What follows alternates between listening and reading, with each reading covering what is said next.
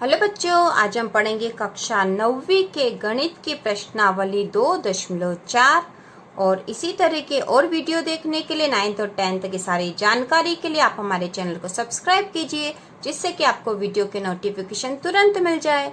तो चलो बच्चों शुरू करते हैं। प्रश्नावली 2.4 का पहला प्रश्न, बताइए कि निम्नलिखित बहुपदों में से किस बहुपद का एक गुणनखंड x धन 1 है।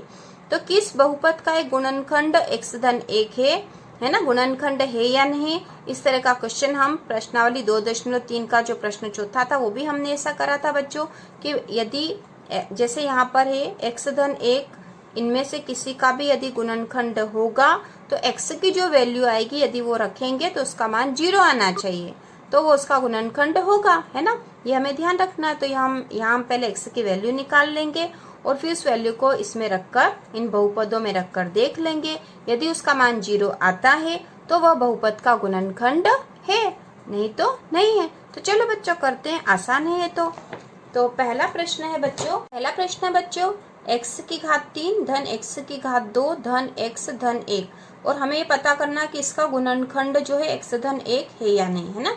तो हम कैसे करेंगे बच्चों, सबसे पहले x का मान निकाल लेंगे, है ना।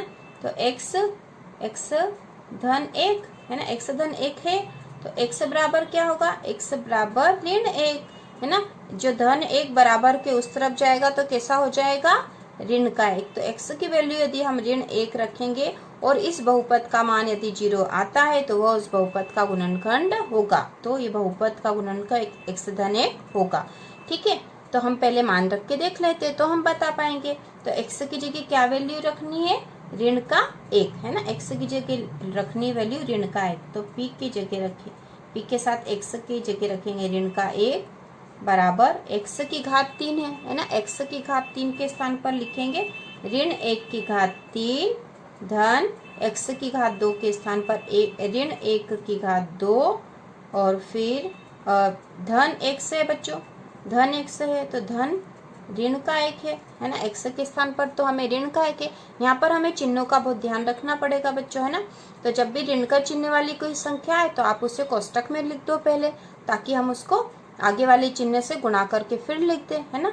तो और फिर धन 1, ठीक है बच्चों। अब इसको सॉल्व कर लेते हैं। ऋण का 1 में कितनी बार गुणा है, ये 3 बार, है ना। तो जैसे है ये ऋण का 1 गुणा ऋण का 1 गुणा ऋण का 1, तो ये हुआ ऋण के 1 की घात 3। पहले चिन्हों का गुणा कर लेंगे, ऋण का ऋण में करा तो धन हो गया, धन का ऋण में करा तो ऋण हो जाएगा, है ना। जैसे ऋण का ऋण में करा तो धन हो गया, इन दोनों का तो धन हो गया, और फिर उसका अगले ऋण से करा, धन का ऋण में करा तो ऋण हो गया, और 1 का 1 में करा तो 1 ही हुआ। तो कितना आया बच्चों, ऋण का 1, है ना। तो यहाँ आ जाएगा ऋण का 1। फिर यहाँ पे देखो ऋण 1 का वर्ग, है ना। ऋण 1 का वर्ग मतलब ऋण 1 गुणा ऋण 1, तो ऋण का ऋण में करा तो धन हो गया, है ना, और 1 में 1 का करा तो 1, तो धन का 1 है ना। यहाँ पे धन का 1 है और ये भी धन है, तो धन का 1 हो गया, है ना बच्चों, धन का 1 हो गया। और ये धन और ऋण, धन का ऋण में इन चिन्हों का गुणा करेंगे तो धन का ऋण में करा तो क्या हो जाएगा, ऋण 1 धन 1, है ना।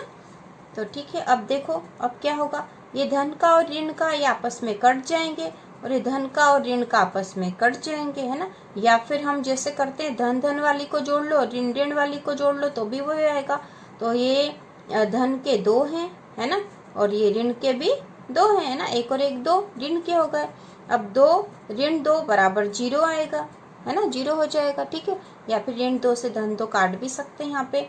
तो p ऋण 1 बराबर 0 वैल्यू है। इसका अर्थ ये हुआ है कि जो है x धन 1 इसका गुणनखंड है ना। इस बहुपद का गुणनखंड x धन 1 गुणनखंड इसका है, ठीक है। x धन 1 इसका गुणनखंड है। दूसरा प्रश्न है बच्चों, x की घात 4 धन x की घात 3 धन x की घात 2 धन x धन 1, यह बहुपद दे रखा है और हमें क्या दे रखा है कि x धन 1 जो है इसका गुणनखंड है या नहीं है ना, इसका गुणनखंड है या नहीं, है ना। तो हम करेंगे, तो पहले हम बता देंगे कि x बराबर तो ऋण 1 होता है ना, x बराबर ऋण 1 होगा इससे, क्योंकि x बराबर के उधर चला जाएगा। तो ऋण का हो गया है।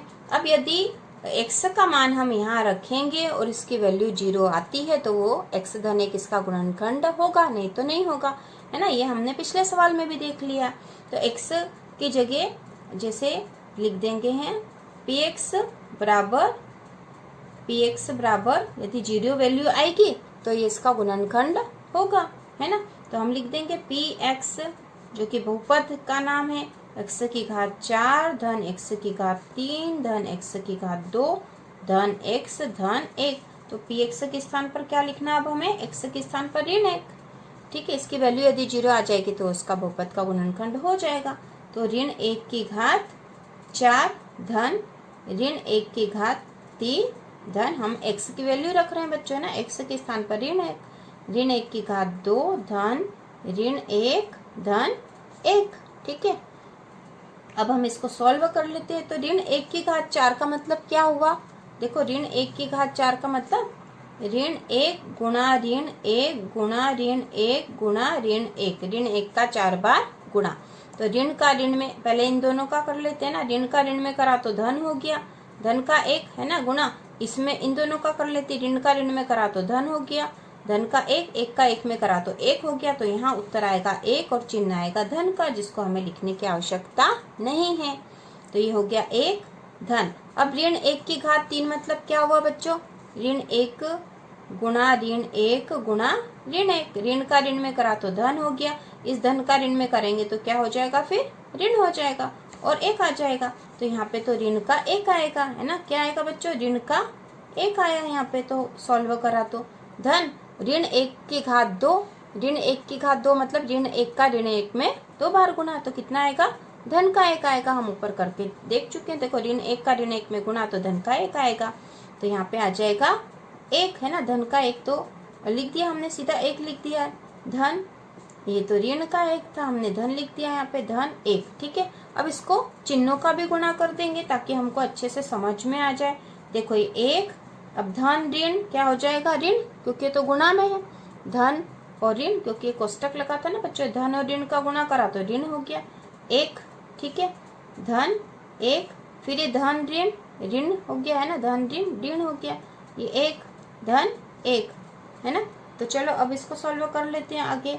तो पहले धन धन वाली को जोड़ लो, 1 और 1 2 और 1 3, कितने हुए 3, और ऋण ऋण वाली को जोड़ लो, ऋण का 1 और ऋण का 1 मतलब ऋण के 2 हो गए। तो 3 में से ऋण का 2 गया तो कितने आए बच्चों, उत्तर 1 आए हैं, 1 आया, उत्तर 0 नहीं आया है। इसका मतलब है कि इस बहुपद का गुणनखंड x धन 1 नहीं है ना, नहीं है बच्चों, है ना, क्योंकि इसकी वैल्यू 1 आई है, 0 नहीं आई है।